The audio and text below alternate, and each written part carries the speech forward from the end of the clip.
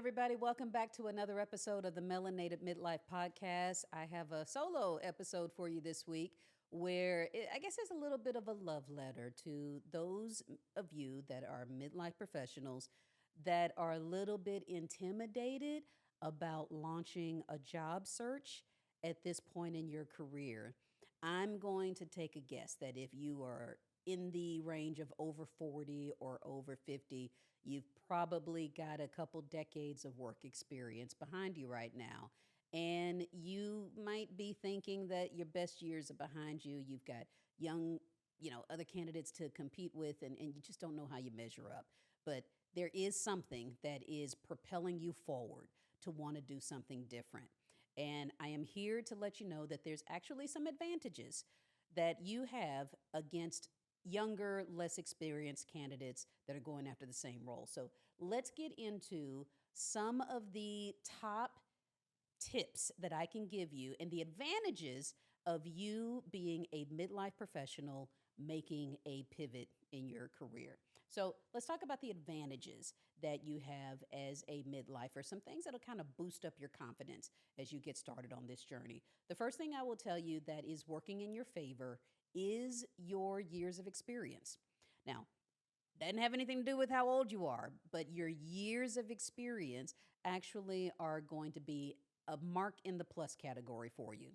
One thing that I can tell you is that, you come into any job, and you guys have heard this before, that we love you, we think you're great, but you just don't have enough experience, or we would love someone that has a few more years of experience. That's the kind of stuff that they tell people that are brand new coming into the workforce. But you, somebody that's already been out there for a while, you have that experience already checked off. And it's very possible that if you were pivoting into a career or someplace in an industry where you are already very familiar with it, then one other thing that you have working in your favor is that you probably understand the lingo, the jargon that is going to make you sound more credible when you are having a conversation across the table, or better yet, across the webcam from a hiring manager. So the things that you're probably thinking, oh, I'm too old to do this, or who's going to want to hire somebody that's at my age? Well, the way that you make yourself more attractive is by having those years of relevant work experience. So make sure that as you come into those conversations, you understand the value that you bring into an organization because of all the years that you've had, basically perfecting your craft. Okay.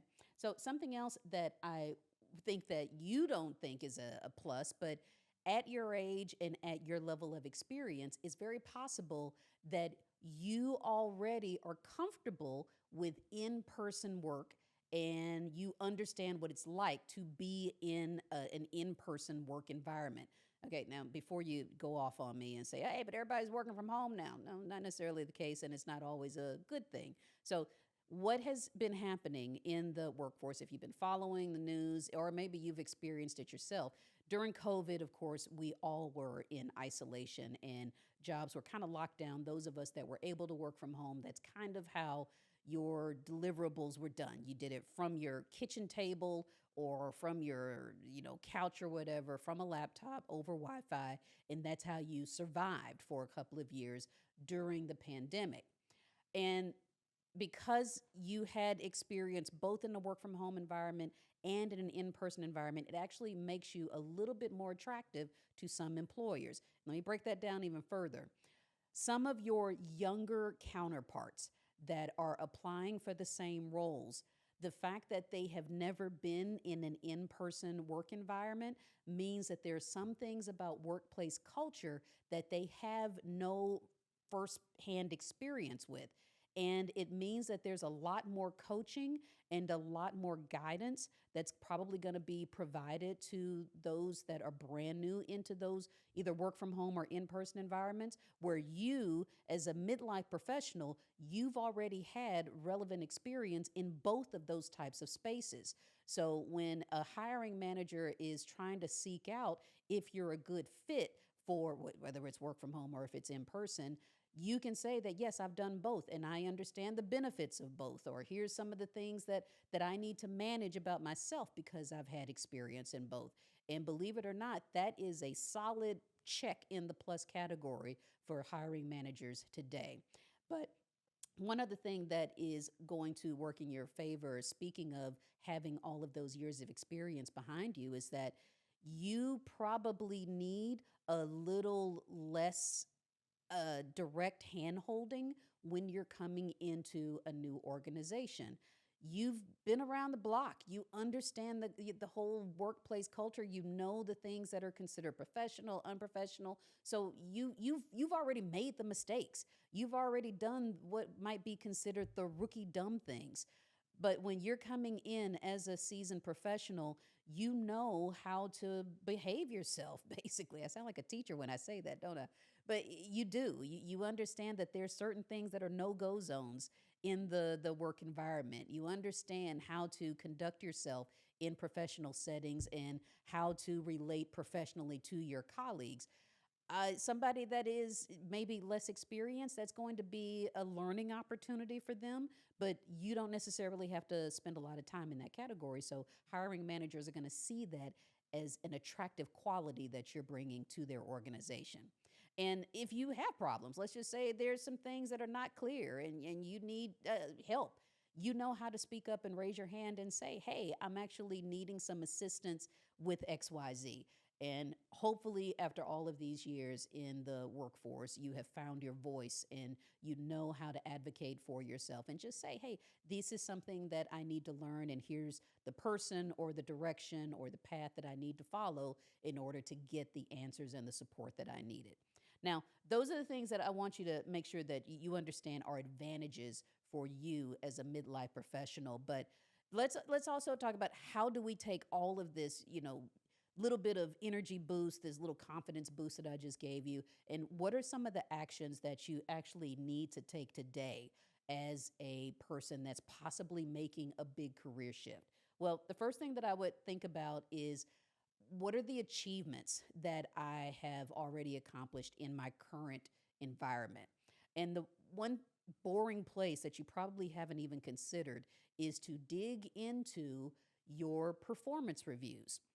Now, that might sound really crazy because a lot of us do our performance reviews with our managers, with our supervisors, and it's kind of a place where, we kind of dread it. It might be tense to have those conversations with your supervisor to basically say if you've done a good job or not. But if you're a go getter, if you're somebody that's actually taken pride in your performance and your reputation as a professional, then maybe your performance review is someplace where you can find some achievements that are relevant to where you want to go. So take a look at your most recent 3 years, if that is something that is available to you, depending on, who you work for and what types of records that they keep. See if that's accessible, number one, and look at the places where you did exceed expectations.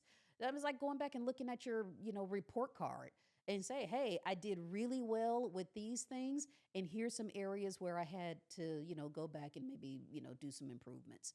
But if there are areas where you did shine, some things where you truly knocked it out of the park, those are the places where I think you could probably pull some measurable achievements that could be included in your resume. So that is your first action that you're going to take today is go back and look at your most recent 3 years of performance reviews and find where are the areas where you exceeded expectations and see if there's measurable pieces of that to include in your resume on your work history. Okay. Now, next thing that I want you to think about is how does your current performance compare to the rest of your team? Now, you're probably thinking, oh my God, I really don't want this kind of attention. I'm not thinking about how much I do more than my neighbor or my colleague or whatever. But again, I will repeat this until the cows come home. When you are out there looking for your next job opportunity, it is not the time to be humble. This is actually where you're trying to stand out from the crowd. This is where you want to set yourself apart from everyone else. And you want to see yourself as someone that is leading the pack, someone that is going to be worthy of a conversation when you're looking to join a new organization.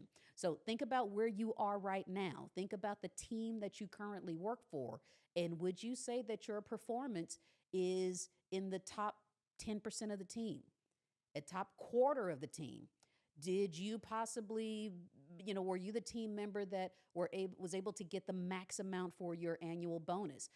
These are all things that you probably, not probably, you really do need to be able to talk about if you're sitting across the table or, again, across the webcam. I'm showing my age, from a hiring manager to explain who you are and what you bring to the table. Those are big things. And then, think about the deliverables in your current position with your current organization. What are the things that you, the individual, were able to pioneer while you were in this organization? And again, I will say this: if you can save a company money, if you can make the company money, or if you can save your team time, these are measurable achievements that any hiring manager wants to hear about. So break it down to just those three categories. How do you help them make money? How do you help them save money? Or how do you help them save time? And then you will figure out areas where you might have been the sole person on your team that was able to get them into this new process or whatever new way of doing things that's going to achieve that for them. And that's a big deal. And that is one really easy way for you to show your impact for whatever type of organization that you're working for. So let's put all of this together, because you're going to need to be able to kind of talk about your value and who you are as a professional whenever you're going out and competing against younger candidates. And I say younger, and maybe it's not younger, maybe less experienced candidates is how I'll word that. Because this is, like I say, these are areas where you actually do have the advantage for somebody that's been in the workforce for quite a few years. And we want to make sure that we focus on that. So the first thing that I will tell you is make sure that you understand the achievements that you have accomplished in your most recent work history. If it's going to be the current organization that you're with, think about the things that are measurable on your performance review.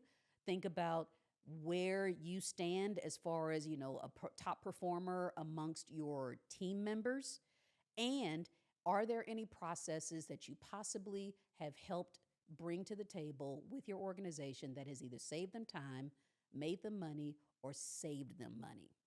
And if you can go back and kind of do an audit of your work history, maybe a bit of a reflection of all of the different things that you have accomplished in, I'll say, the most recent 10 to 12 years of your work history, then you're going to be a surefire, attractive candidate to anybody that is trying to fill job roles. So if there is anything about what I have included in these tips, then I definitely, that is going to help you. That's what I want to know, is if it's helpful or if it's not, or if maybe there's some things that I might have missed. I would love to hear from you in the comments. But definitely, I would like to say, if this is sounding pretty good to you and you want more, I actually do have a course where I work individually with folks. It is about midlifers that are making some type of career shift. I will include the link for that in the show notes, so that if you're interested in working with me one-on-one, we can have a conversation and see what is going to be the best solution for you and your career aspirations at this season of life. All right. So thank you for joining me for another podcast episode. Be sure that you share this information with a friend that may need it. And I definitely hope to see you back here next week.